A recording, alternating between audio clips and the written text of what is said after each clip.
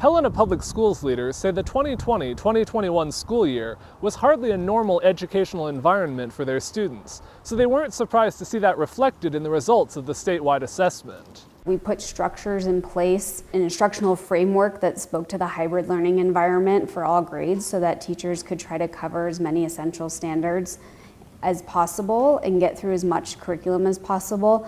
But we knew with the abnormality in the schedule that we weren't going to be able to cover as much ground as we traditionally do. The state's ESSA report card data is based on the Smarter Balanced assessment for students between 3rd and 8th grades and the ACT for high schoolers. Helena's assessment data shows similar or slightly higher proficiency numbers compared to statewide. In the 2020-2021 school year, the school report card shows 51% of Helena elementary students were proficient or higher in reading, and 34% in math. That's compared to 56% proficiency in reading and 48% in math in the 2018-2019 school year. For high school students, 54% were at least proficient in reading and 34% in math, compared to 57% and 40% respectively 2 years earlier. Caitlin Hess, the district's data and assessment coordinator, says overall they're pleased with how students have done under difficult circumstances. There's room for improvement without a doubt, but we've implemented systems and structures this year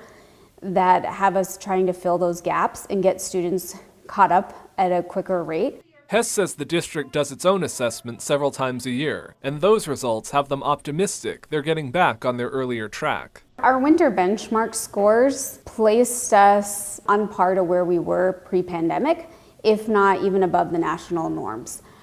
Those results are incredibly promising to us. Schools are set to conduct their statewide assessments for this year in April and May, and we'll get the results from those assessments around this time next year.